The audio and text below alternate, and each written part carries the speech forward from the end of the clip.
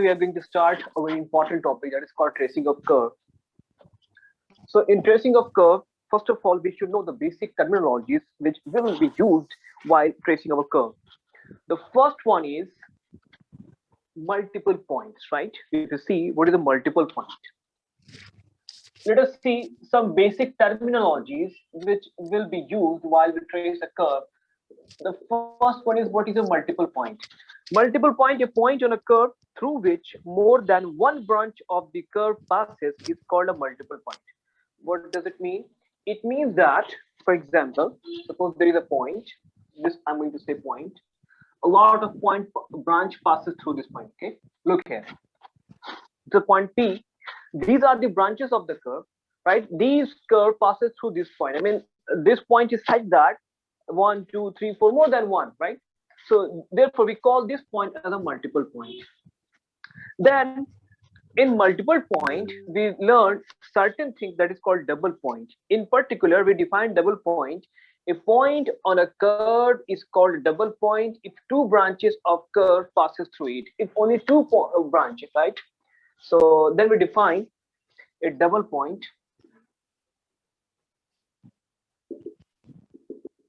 right?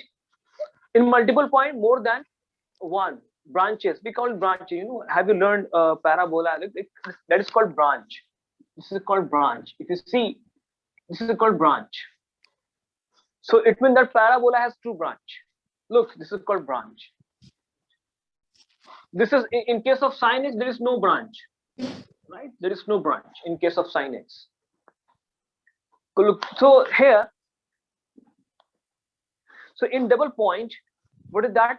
If through a point two branches of the curve passes, right, then we say that that point is a double point. That is a definition of double point. Now double point, first of all, try to understand. First we define multiple point, then in multiple point we consider a particular case double point. Now in double point we have to see what type of double point it is. Once again, I'm telling you, in tracing of curve, you should know the basic terminologies. If you don't know these concepts, you cannot trace a curve.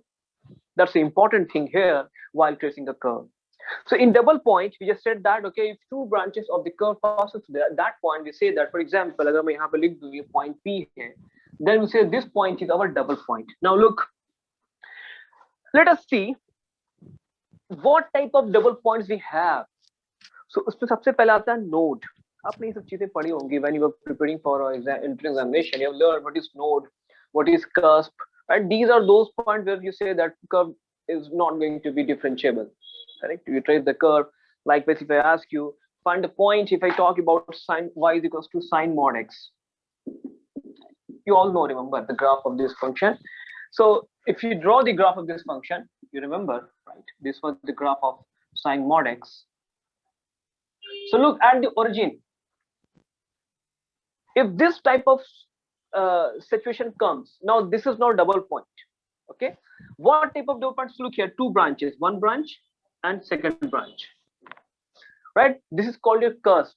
This type of, I'm going to explain everything, what is the node, what is cusp, right, and what is conjugate point or isolated point. I'm sorry, oh, you can say any word, conjugate point, isolated point, anything.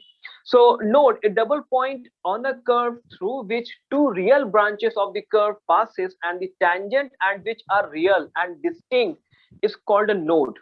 Node क्या होता है कि जहाँ पे दो tangent मिले, real tangent मिले उस point पे. So in double point we categorize further double point. Double point को हम further categorize कर रहे हैं. सबसे पहले बता रहे हैं what is node. What is node? Suppose if you have a curve like this. Now look at this point. Suppose this point is a double point. Why? Because at this point two branches are passing through it. We further say that this point is node if two real tangents are possible. For example, look here. Make tangent बना दूं, right? This is a tangent for this point, and if I see this is also the tangent. So we have a tangent T1 and T2. Then we say that this point is your node. Right? Double point means two branches are there. Then we further categorize our double point as node. When we say that is node, if at that point, I mean at that double point, you are getting two distinct, look here, T1 and T2 are two distinct tangents, right? At this point, to इस point को हम लोग note कहेंगे. Then we define cusp. A double point is said to be cusp if at that point only, I mean tangents are coincident. भाई दो point है, tangent अगर आपको coincident हो गया उस point पे, then we say that that point is our cusp. For example, अभी मैंने पीछे बनाया था curve science का. If you have this situation, look here, this point is a double point, correct? क्योंकि दो branch pass हो रही है. Further, you're saying that this point is cusp when tangents are coincident, यानी आपके tangent तो real हो, but they are coincident, right? Look here, this is the only one tangent, right? Then we say this point is cusp. So please see very carefully these terminologies, because जब curve trace कर रहे होंगे तो हमें वहां मालूम होना चाहिए कि वो पॉइंट क्या है. जैसे हम डिसाइड करेंगे, देखेंगे कि वो जो गिवन पॉइंट है वो कस्प है या नोड है, ये हमें डिसाइड करना होता है, ठीक है? तभी उसी अकॉर्डिंग कर्व हम मूव करता है, right? So I have just explain you the meaning of node and curve. फिर उसके बाद क्या करते हैं, अब आते हैं working rule for tracing of curve. किसी कर्व को ट्रेस करने के लिए क्या क्या रूल्स रेगुलेशंस होते हैं. अंदर पॉइंट कंजुगेट पॉइंट होता है, अगर मतलब बहुत दूर हो, कर्व यहाँ है, पॉइंट यहाँ है, यानी दोनों के दोनों. अब पूछे सवाल पे इस पॉइंट से कितने टैंजेंट्स पे ड्रॉ हुए, पॉइंट उस पे है ही नहीं, तो कहते हैं वो क्या है, इमेजिनरी टैंजेंट होंगी, राइट? तो कोई भी टैंजेंट ना हो तो हम कहते हैं कि भाई वो पॉइंट हमारा जो है कंजुगेट पॉइंट है. Now let us see the procedure, the working procedure how to trace a curve. 6 categories रखी गई हैं. We have 6 categories to trace a curve. किसी कर्व को ट्रेस करने के लिए हमारे पास जो है 6 रूल्स होते हैं, right? So working rule to trace a curve. The first one is symmetry. इतना टाइम लगता नहीं कर्व को, क्योंकि बहुत जल्दी आप डिसाइड कर लेंगे कि सिमेट्री क्या होगी और सारी चीजें बहुत जल्दी फास्ट हो जाती है बस. Alright, let us look what is symmetry. Symmetry में भी आपको जो है 4 तरह की सिमेट्री आपको देखनी होती है. पहली ये कि क्या अगर जितने भी y की पावर उस कर्व के अंदर आई है, जितने भी y के टर्म्स है उस कर्व में, सब पे अगर even power, right? If there is even power of y only, right, even power of y means in entire the curve, right? Suppose your curve is fx5 is equals to 0. I'm just considering this curve, fx5 is equals to 0. Suppose this is your curve, and in this curve, right, y has even power. जितने भी उसके अंदर y आए हैं, example के तौर पे ऐसे मैं लिखूं, x square y square plus y power 4 is equals to 1. Look, it is even power, it is even power. ऐसा ना हो कि यहाँ y square और यहाँ y cube हो. This doesn't fall in this category. तो मैं पहले बता रहा हूँ कि अगर इवन पावर ऑफ y हो, इवन पावर y से क्या मतलब होता है, जितने भी टर्म उसके अंदर y के आएंगे वो सबसे सी पावर इवन होनी चाहिए. अगर ऐसा होगा, right, if there is even power, right, in y, then our curve is symmetrical about x axis. Even power of y होगा, even power of y only, then curve is symmetrical about x-axis. I'm telling you the procedure how to trace a curve. That's working rule. The first thing is that you need to check whether the curve is symmetric about x-axis, symmetric about y-axis, symmetric in opposite quadrant, symmetric about y is equals to x. Right? 4 types of symmetry we are going to learn. So सबसे पहले पढ़ा कि अगर उसके अंदर even power of y आती है, then we say that our curve is symmetrical about x-axis. For example, y is equal to, just consider this case, y is equal to 4ax. This parabol, right? If you see here, in this curve, y has even power, so it means that this curve is symmetrical about x-axis. जैसे ही x-axis के ऊपर होता है, बिल्कुल ठीक x-axis के नीचे होता है. This curve, because this curve has even power in y. Now, second type of symmetry is if there is an even power of x only. Second type of symmetry is a even power of x only. इसके जितने भी जो curve आए हैं, मतलब जो curve है उसमें जितने टर्म x के हैं, उसमें इवन की x की जो पावर है जो इवन होनी चाहिए. then our curve is symmetrical about y axis. अगर इवन पावर ऑफ y है तो x एक्सिस के सिमेट्रिक होगा, इवन पावर ऑफ x है तो y एक्सिस के सिमेट्रिक होगा. Same you can write that the curve x square is equals to 4ay. Look, this is also a parabola. So if you see here, this there is only even power in x, right? जितने भी यहाँ पे x के term आया उस पे even power, तो ये कर्व हमारा y एक्सिस के अबाउट सिमेट्रिक होगा. लुक, जैसे राइट साइड में होगा वैसे लेफ्ट साइड में होगा. Symmetry is a very important concept in tracing a curve. अगर हमें पता चल जाए कि हमारा कर्व जो है y एक्सिस के अबाउट सिमेट्रिक है, then we only trace in the right hand side. We trace our curve in right hand side only. In the left hand side we take only the mirror image. In symmetry में mirror image लेना होता है, right? Okay. The third type of symmetry हमें देखना होता. अच्छा, ये आपको बहुत जल्दी टाइम नहीं लगेगा, कोई तो बहुत लंबा स्टेप है, 4 symmetry check. No, once you look your curve, आपने कर्व को देखा, आपको देखते मालूम पड़ जाएगा उसके अंदर इवन पावर है कि y में इवन पावर है कि x में even power. You can judge within a 5 second, maximum 5 to 6 seconds, enough to judge whether this our curve contains x even power, I mean the term containing x as even power, or those term containing y as even power. Maximum 5 seconds is enough to judge that. All right, the next symmetry is that if you replace, I mean, I'm talking about a curve is symmetrical about y axis. हमारा curve जो है, sorry, y is equals to x. Our curve is symmetrical about the line y is equals to x if on interchanging x and y its equation remain unchanged. I'm telling you that curve is symmetrical. The third type of symmetry, if we interchange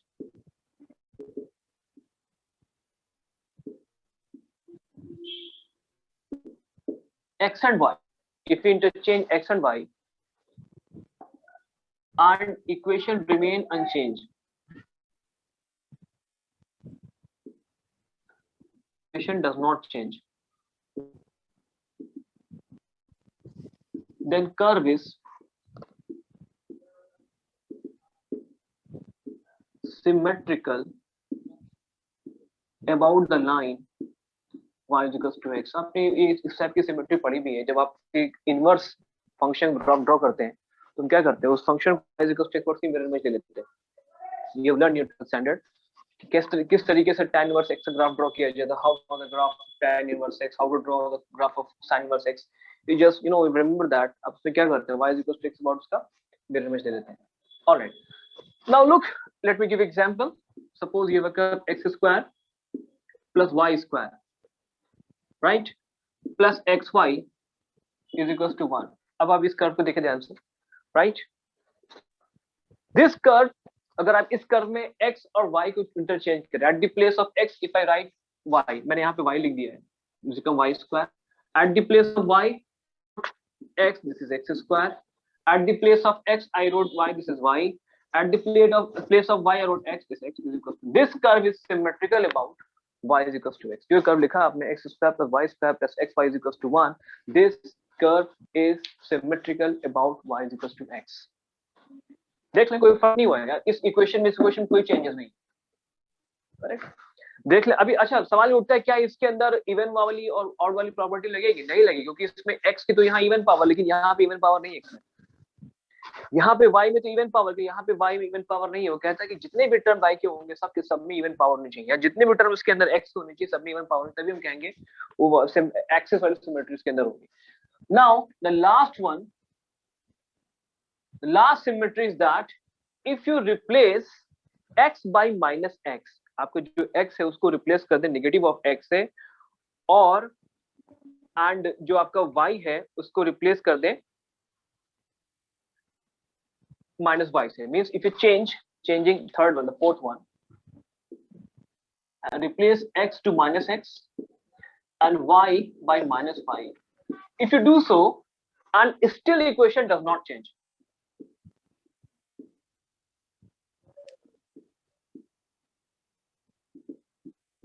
बात को ध्यान सुने, you are changing the sign of x. जहां पे जो x था, अगर x वहां पे माइनस था तो उसको हम रिप्लेस कर रहे हैं प्लस x से. That is what we mean, right. You are changing the sign of x, correct. x को माइनस x से, y को माइनस y से, और अगर इक्वेशन में कोई चेंजेस ना आए, then our curve is symmetric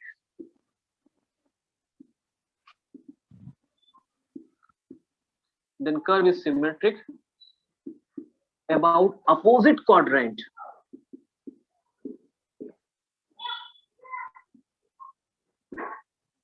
Then our curve is symmetric about opposite quadrant. ऐसा आमतौर पे odd function में होता है, function opposite quadrant में symmetric होता है.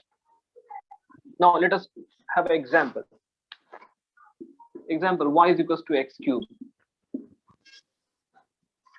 राइट देखिए इसमें ना तो x में इवन पावर है ना तो y में इवन पावर, राइट. पहले दो सिमेट्री ऐसी खत्म हो गई. क्या आपको टाइम लगा सोचने में? नहीं, राइट. ना तो x में इवन पावर y में खत्म, पहले दो हो गए. दूसरे में अगर x को रिप्लेस करने y से क्या सेम आएगा? नहीं, बिकॉज यहाँ पे y क्यूब हो जाएगा, यहाँ पे इक्वेशन बदल जाएगी.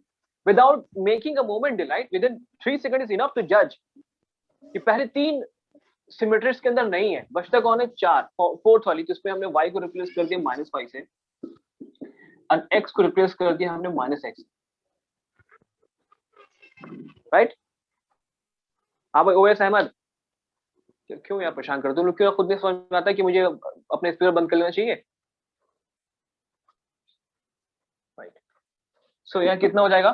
-5 हो जाएगा, राइट. यहाँ कितना हो जाएगा? -x³ हो जाएगा. दिस नेगेटिव कैंसिल, सो यहाँ से क्या आ जाएगा? y is equals to x³. देखें आप, ये कर्व क्या हुआ, हमने यहाँ पे y और x का साइन चेंज किया but our curve is not changing. I mean equation remain same. तो ग्राफ ड्रॉ करेंगे y is equals to x³ का. जैसे ये देखें इस क्वाड्रेंट में, फर्स्ट क्वाड्रेंट में.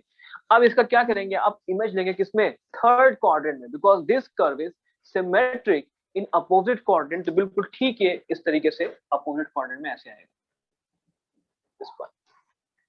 So this is the curve of y is equals to x³, right. ये पहला पार्ट हुआ, वर्किंग रूल पहला है सिमेट्री चेक करना. Now second is that look whether your curve is passing through origin और not. अब आपको अगला काम क्या करना है? ये पहला हुआ सिमेट्री. दूसरा पार्ट के अंदर क्या है? ओरिजिन. सेकंड स्टेप, जो पहले जो था स्टेप था वो सिमेट्री देखना है कि वो कर्व कहीं हमारा सिमेट्रिक तो नहीं है. कभी कभी ऐसा भी उसका हमारा किसी भी चारों के चारों सिमेट्री फेल होगी, कर्व सिमेट्रिक ही नहीं होगा, राइट. इसलिए 6 पैरामीटर रखे गए हैं किसी कर्व को ट्रेस करने के. Now let us look for origin. Origin मतलब समझते हो, सब लोग समझ रहे हैं कि ओरिजिन मतलब क्या होता है. ओरिजिन मतलब यहाँ पे 0 0 होता है. इसका मतलब if 0 0 satisfies our equation. First of all, check whether the curve passes through origin or not. इसका सबसे अच्छा तरीका ये कि आप 0,0 satisfy the equation. अगर 0,0 सेटिस्फाई कर रहा है तो हम कहते हैं कि हमारा कर्व जो है ओरिजिन से पास कर रहा है. सबसे आसान तरीका चेक करने का ये होता है कि अगर कोई अलग से कांस्टेंट टर्म ना दिया हो, if there is no any constant term, for example, short तरीका पहचानने का ये होता है कि कर्व हमारा ओरिजिन से पास कर रहा है, no constant term is there, कोई भी कांस्टेंट टर्म ना हो.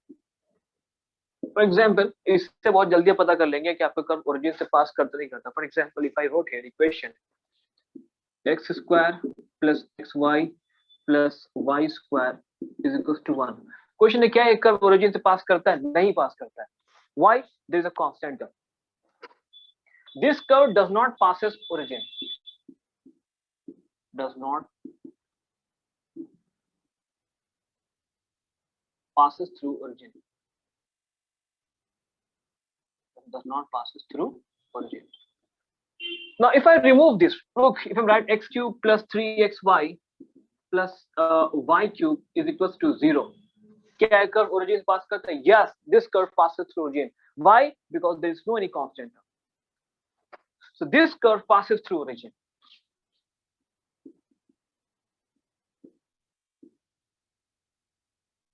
This curve passes through origin. Now once you know, जैसा आपको पता चल जाए कि हमारा कर्व जो है ओरिजिन से पास करता है, नेक्स्ट काम क्या होता है? टेंजेंट एट ओरिजिन निकालना होता है, राइट. जैसे आपको बहुत जल्दी पता चल जाएगा, आपको हमने तरीका शॉर्ट तरीका बता दिया चेक करने का कि आपने देखा अपने कांस्टेंट टर्म्स के अंदर नहीं है, इसका मतलब कर्व आपके जो है ओरिजिन से पास कर रहा है.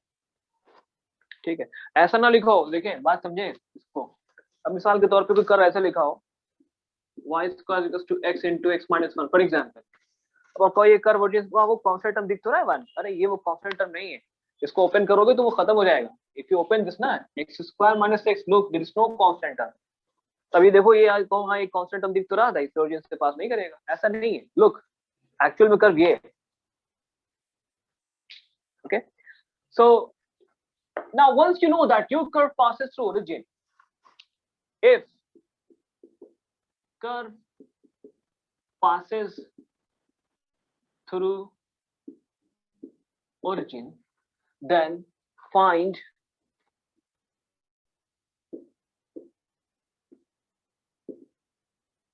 tangent at origin। तो आपको tangent और ऐसे कह सकते हो, आपको चेक करना है कि नोड है कि कस्प है। This is what you mean, right? कैसे निकालते हैं? Then find tangent origin, this tangent can be find out by equating to 0 the lowest degree terms। they have to find the tangent, this can be find out, this can be find out by equating the lowest degree terms occurring in the equation।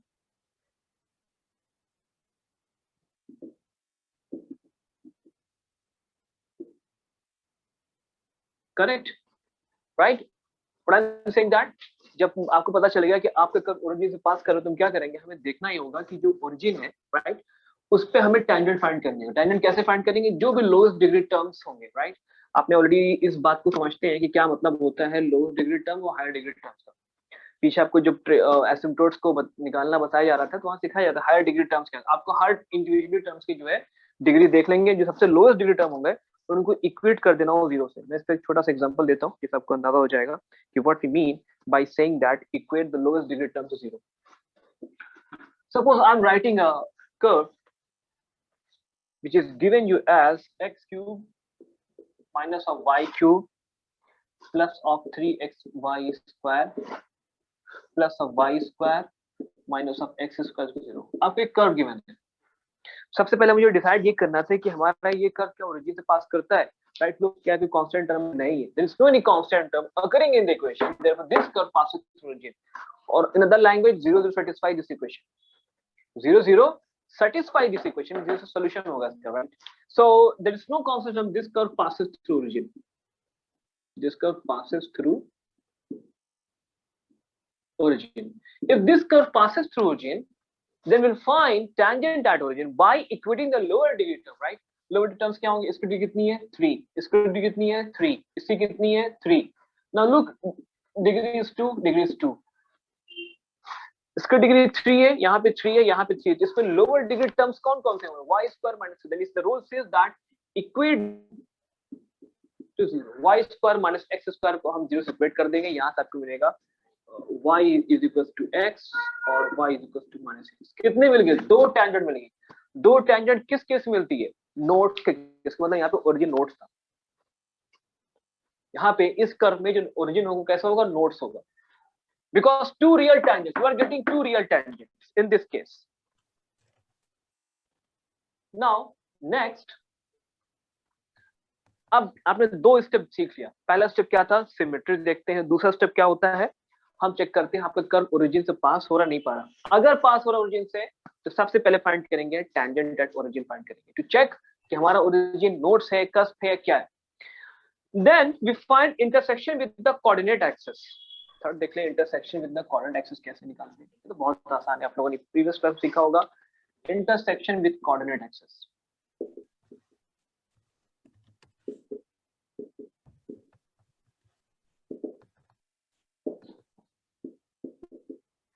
How can we find out the intersection with coordinate से? इसको निकालने के लिए हम क्या करते हैं कि अपने गिवन कर्व में जब हम x इक्वल टू 0 पुट कर देंगे, पुट x इक्वल टू 0, क्या करें आप? x इक्वल टू 0 पुट कर दें। जब अपने गिवन कर्व में x इक्वल टू 0 पुट करेंगे तो उससे पता चल जाएगा कि आपका कर्व किसको कहां टच करता है। जब x 0 पुट करेंगे तो y एक्सिस का इंटरसेक्शन निकल जाएगा, right? Then we will get intersection with y axis.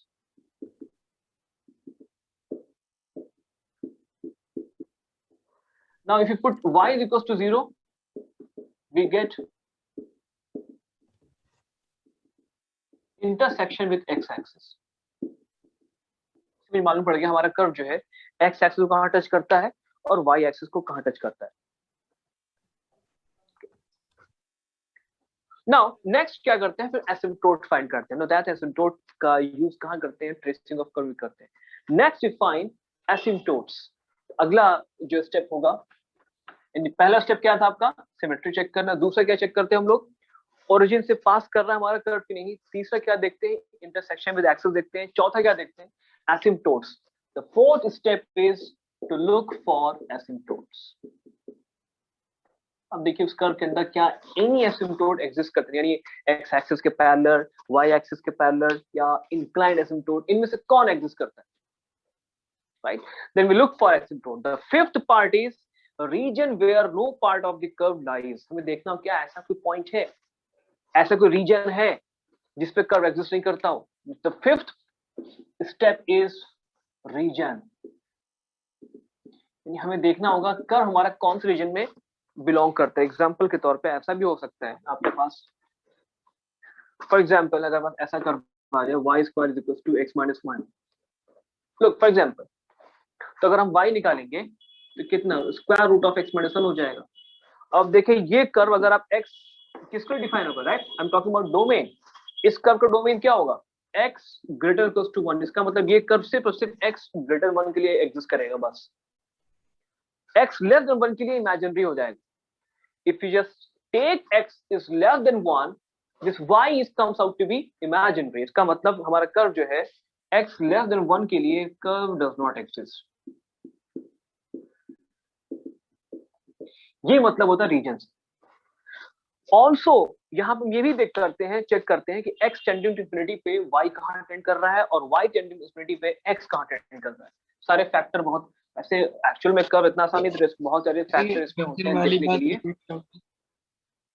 क्या चीज, रीजन वाली बात थोड़ी समझ में नहीं आई.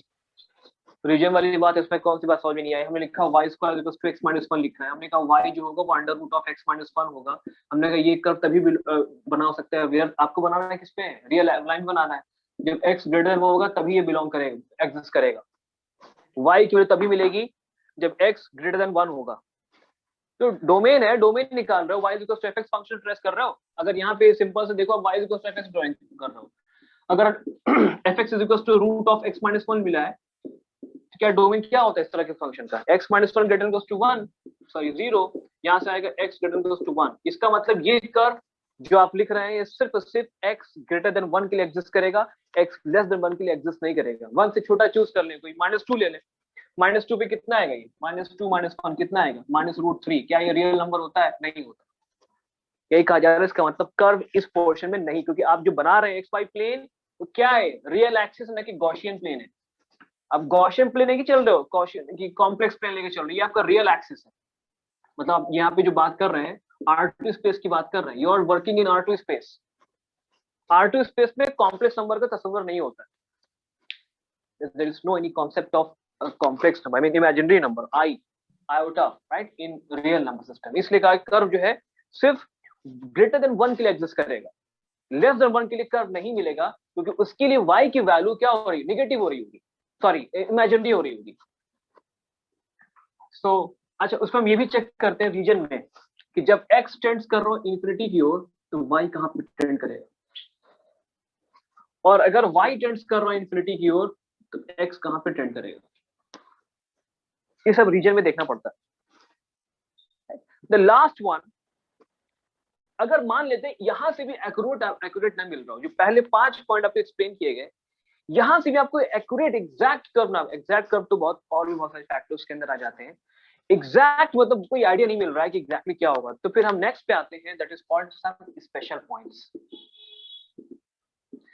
स्पेशल पॉइंट्स के अंदर हम लोग कॉन्वेक्सिटी भी देखते हैं, यानी फंक्शन हमारा कॉन्केव है कि कॉन्वेक्स है, यानी कॉन्केव अपवर्ड है, downward, right, double derivative check करते हैं. पॉइंट ऑफ इन्फ्लेक्शन तो नहीं इसके अंदर है, मैक्सिमम मिनिमम सब इसके अंदर आते हैं स्पेशल पॉइंट्स पे. जब यहाँ से इन सारे बातों से हमारा कर्व कोई आइडिया ना मिल रहा हो कर्व को, तो फिर हम अगले पे आ जाते हैं कि देखते हैं कि dy डेरिवेटिव फाइंड करते हैं, यानी मैक्सिमम मिनिमम चेक कर रहे होते हैं कि डेरिवेटिव यहाँ पे dy/d मतलब ये होता है देख रहे होते हैं कि किस पॉइंट पे टेंजेंट एक्स एक्सिस के पैरेलल, dy बाई डी इसको 0 पुट कर देते हैं। यहां से मालूम पड़ जाएगा कर्व हमारा किस पॉइंट पे एक्स एक्सिस के जो है पैरेलल होगा, यानी किस पॉइंट पे टेंजेंट जो। उसके अंदर फिर हम मैक्सिमम मिनिमा भी देखते हैं कहीं ना कहीं कि मैक्सिमम पॉइंट क्या होगा, मिनिमम पॉइंट क्या होगा। फिर क्या करते हैं, एक दो पॉइंट कभी कभी इन सब की जरूरत ना हेल्प लेकर के, ये सारे के सारे स्पेशल पॉइंट्स में आते हैं। ओके, डेरिवेटिव फाइंड करना, हम क्या करते हैं कुछ पॉइंट्स वैल्यू कैलकुलेटर लेते हैं और कुछ वैल्यूज कैलकुलेट कर लेते हैं कि जब x इज टू 1 है तो y इज टू कितना है, जब x इज टू 2 है तो y कितना है, जब x माइनस 1 है तो y कितना है।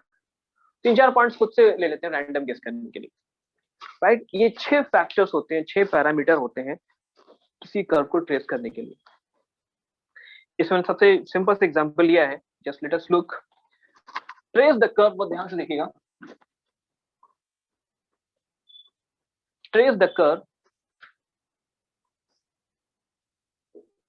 you have to trace the curve y times x square plus 4a square is equals to 8a cube,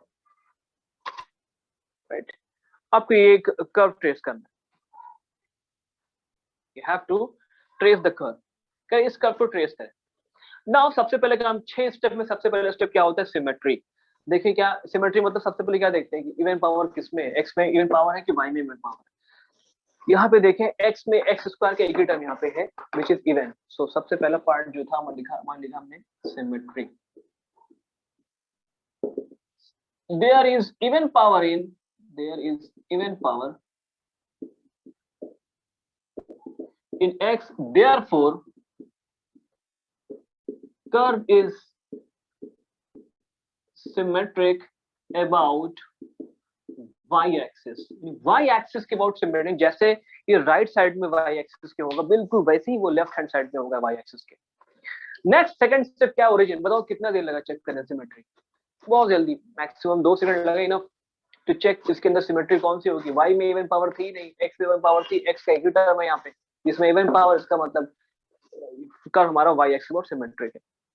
the next thing is that check whether your curve passes through origin not। देखो क्या इसके अंदर कोई constant term है, yes 8a cube is a constant term जिसके साथ x y कोई contact नहीं, इसका मतलब curve does not pass through origin. जब ओरिजिन से पास नहीं कर रहा है तो टेंजेंट एट ओरिजिन की बात ही खत्म हो जाएगी, does not pass through origin.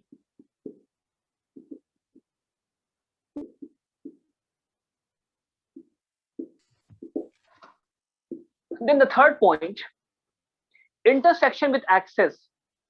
देखना होता है कि कर्व हमारा x एक्सिस को कहां टच करता है और y एक्सिस को कहां टच करता है। अगर आप x is equal to 0 put करते हैं तो आप देखिए y कितना आता है। if you put x is equal to 0, right, if you put x is equal to 0 तो y कितना आ जाएगा, 8a cube divided by 4a square which is our 2 है, right। अब अगर आप y 0 पुट करते हैं तो क्या कुछ मिलता है,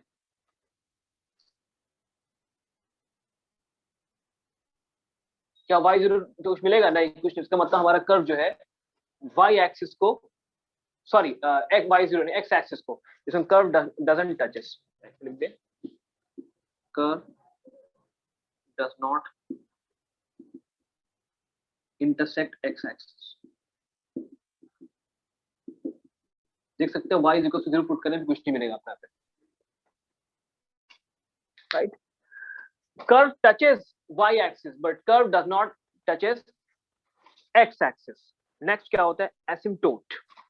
अब आपको एसिम्प्टोट फाइंड करना है।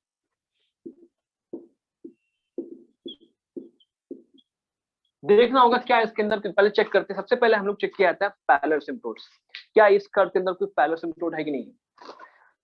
सो पैरेलल एसिम्प्टोट चेक करने के लिए हम क्या करते हैं, हमें देखना होता है कि जो coefficient higher degree of x कितना है, x स्क्वायर, इसका कोएफिशिएंट कितना होगा y which is not a constant. So यहाँ पे जो हायर डिग्री ऑफ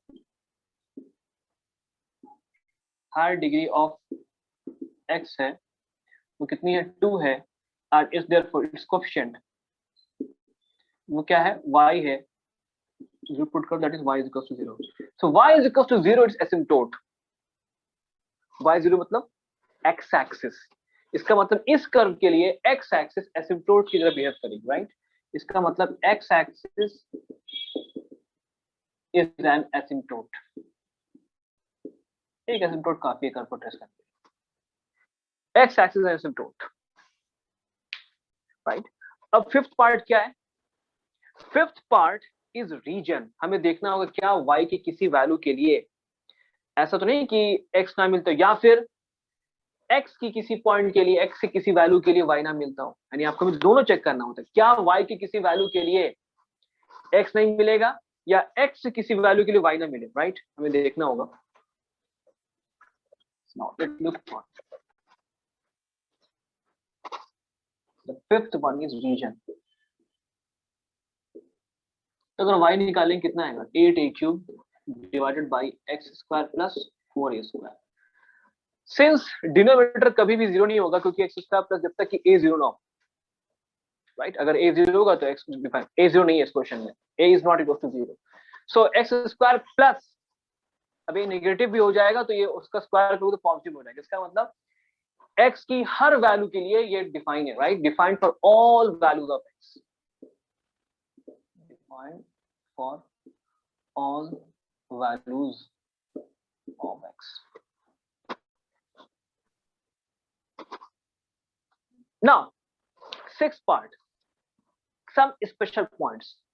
देखते हैं क्या स्पेशल पॉइंट की जरूरत पड़ेगी, देखते हैं भाई। स्पेशल पॉइंट्स के लिए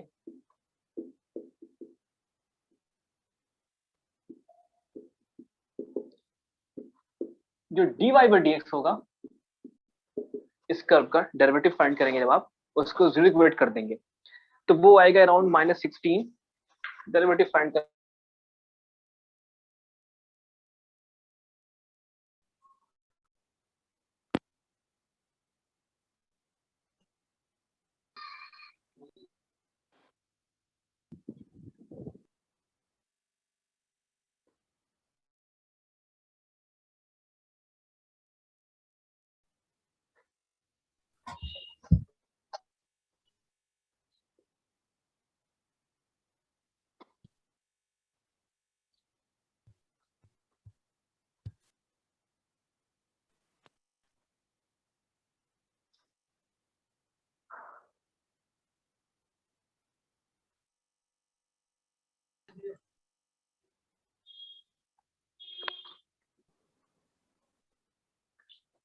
हाँ भाई। अब इसे जीरो पुट करेंगे अगर आप इसे इक्वेट के जीरो, तो आपको क्या मिल जाएगा? x। इसका मतलब at x is equal to zero जो टेंजेंट होगी वो x एक्सिस के पैरेलल होगी।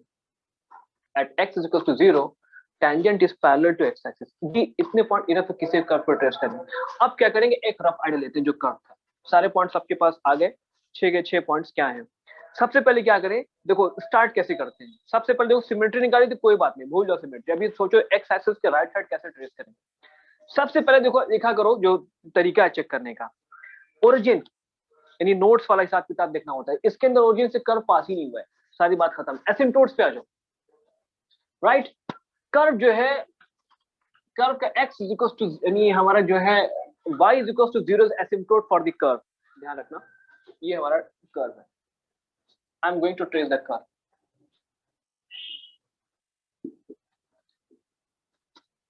राइट?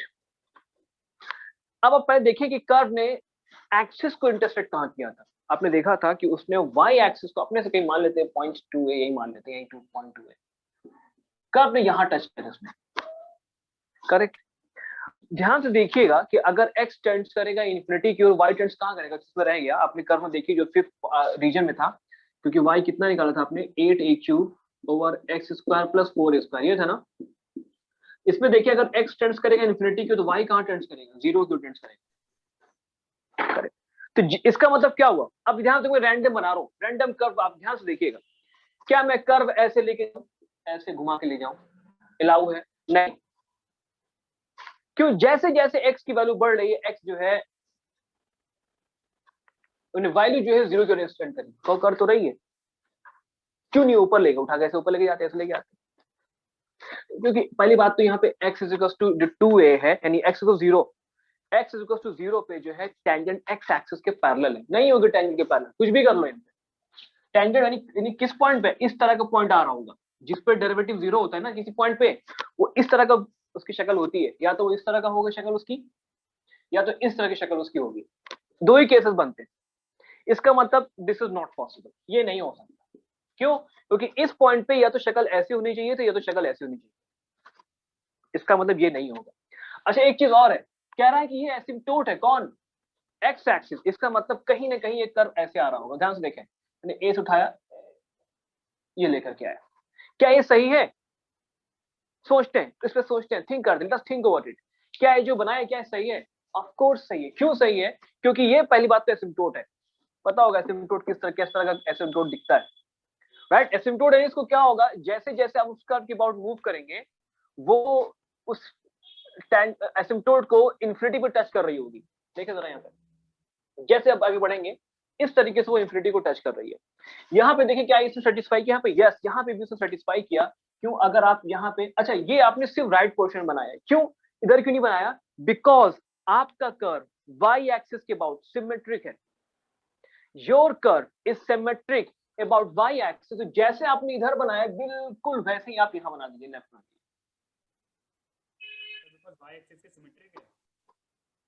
पढ़ लो, लिखा है नहीं पढ़ोगे तो देखो, चेक करो, हमसे क्या पूछ रहे हो, खुद देखो। लिखा तो सिमेट्रिक तब कहाँ थे? राइट। तो कर्व हमारा वाई एक्स सिमेट्रिक, इसलिए हमने इस साइड बनाया, बिल्कुल ऐसे ही मैं यहाँ बना, जो भी जैसा इधर शक्ल इसकी राइट साइड में होगी, बिल्कुल आप उसकी शक्ल सिमेट्री इधर रखेंगे। अब आप सारी कंडीशन सेटिस्फाई करते हैं। देखो जहन के अंदर कोई और बात आ रही हो, कर्व ऐसे थोड़ा सा और इधर घूम जाता, थोड़ा ऐसे इधर शिफ्ट हो जाता। जो मैंने कहा था एग्जैक्ट कर्व तो हम नहीं बना सकते। 100% आपको प्योरिटी इसके अंदर है, वो तो आज के टाइम में प्योरिटी किसी चीज में है ही नहीं, तो 100% प्योर कहां से कर देंगे? तो मतलब कहो थोड़ा सा इसको थोड़ा और आगे घूम के आ जाता, कहीं से इधर से हल्का सा और इधर कर सकता है भाई। अभी तो हम भी नहीं जा सकते इधर, कितना कहाँ हो जाएगा, टच मारेगा बिल्कुल। वो कैसे मालूम करेंगे? वो स्पेशल पॉइंट्स निकाल लीजिए कि x इज इक्वल टू ए पे कितना होगा, x is equal to 2a पे कितना होगा, फिर सारे पॉइंट्स को मिला मिला के आगे बढ़ते रहिए। ये तो एक रैंडम है कि होगा तो इसी शक्ल का।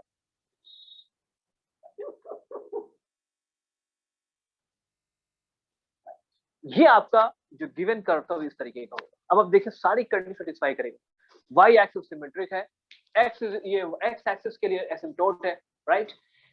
x इज इक्वल टू 0, यानी x जो आपने डेरिवेटिव फाइंड किया था, देखें यहाँ पे पूरे y तो क्या टेंजेंट देखें जरा, टेंजेंट ड्रॉ करें यहाँ पे, x एक्सिस के पैरेलल होगी, तो यही तो x इज इक्वल टू 0 है। पूरे y एक्सिस पे x इज इक्वल टू 0 होता है, पूरे y एक्सिस पे x की वैल्यू 0 होती है। उसने कहा था x इज इक्वल टू 0 जो है इसके अंदर टेंजेंट जो उस पॉइंट पे x एक्सिस के पैरेलल है। फिर आपने कहा था x टेंड्स टू इंफिनिटी करेगा तो y टेंड करेगा 0 की ओर। देख लें जैसे जैसे आप x की वैल्यू यहां बढ़ा रहे हैं, अगर x स्क्वायर था ना माइनस इंफिनिटी को टेंड करेंगे तब भी y टेंड्स करेगा 0। क्यों? क्योंकि x स्क्वायर यहाँ पे है। देख लें इधर लेके आएंगे तब भी y की वैल्यू उसके पीछे आएगी। ये आपका गिवन जो कर्व था उसका ट्रेस। आज के लिए इतने ही कर सकते हैं, क्योंकि अगला जाहिर सी बात एक क्वेश्चन करने में इतना टाइम लग जाता है, अगला थोड़ा से बड़ा है। ठीक है, बताइए किसको किसको क्या क्वेश्चन पूछना है इस पे? सर पैराबोला जो y square equal to 4ax होता है, तो सर उस पे जो सर कस बनेगा ना sir, sir double point parabola y square equal to x, एक मिनट को देख क्या कह रहे हो, y स्क्वायर इक्वल टू जो x कह रहे हो, parabola y square equal to x, यानी कह रहे हो इसमें कस तो बनेगा, क्या बनेगा ये पूछ रहे हो? Yes sir. है कहाँ दिख रहा है यार कस? देख रहा है तुमको शक्ल, कैसे कह रहे हो कस पे यार? कुछ तो अगर लगाया करो। कस समझते किसे कहते हैं सर? बट ये डबल पॉइंट होगा ना। अच्छा कस कस किसे कह रहे हो? कस इसे कह रहे हो कि इसे कह रहे हो? सर y एक्सिस किसे कह रहे हो? y इज इक्वल टू 0, ये x इज इक्वल टू, अब बताओ कस किसे कह रहे हो? Sir x is equal to 0 को। तो पहले खुद बताओ होगा कि नहीं होगा? सर होना तो चाहिए। नहीं मैथमेटिक्स में नहीं चलता, होगा ये तो नहीं होगा। देखो क्या इसके अंदर एक ही टेंजेंट मिल रही है उस पॉइंट पे? Yes sir. दोनों एक ही मिल रही है, ठीक है।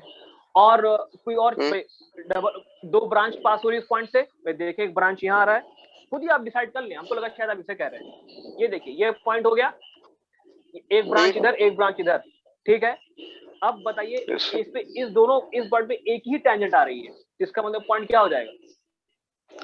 कस डिसाइड कर लीजिए। Yes sir. ये तरीका होता है check yes sir, yes, thank हाँ भाई, और क्वेश्चन?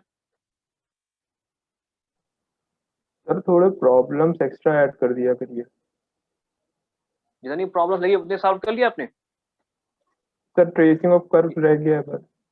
नहीं, ट्रेसिंग ऑफ कर्व को तभी मिलेगा, अभी अभी आज इसके अंदर हमने अपलोड किया होगा। ट्रेसिंग ऑफ कर्व नहीं लगा पाएंगे बहुत ज्यादा क्वेश्चन के अंदर, जिससे इतना ही दिया है इतना आप कर सकें। आपने जो मैंने आज जो भेजा है remaining of tracing of curve, उसके अंदर प्रॉब्लम दी हुई है। बाकी जो है किताब का क्वेश्चन शेयर कर दिया जाएगा, खुद से आप प्रैक्टिस करते रहिए। जितना आपको प्रॉब्लम दिएगा वो इनफ है। जितना मैंने प्रॉब्लम को लिख के हर आपके लेक्चर में मैंने आपको प्रॉब्लम दी है सॉल्व करने के लिए, उतनी प्रैक्टिस कर लिए बहुत है सीखने के लिए। क्वेश्चन पूछिए यार, ये ना पूछिए कि प्रॉब्लम नहीं है। अगर आपको इसमें क्वेश्चन पूछने वो पूछिए। ठीक है भाई, यहीं से कंटिन्यू करते हैं। सी यू इंशाल्लाह tomorrow. Thank you sir. Thank you, sir.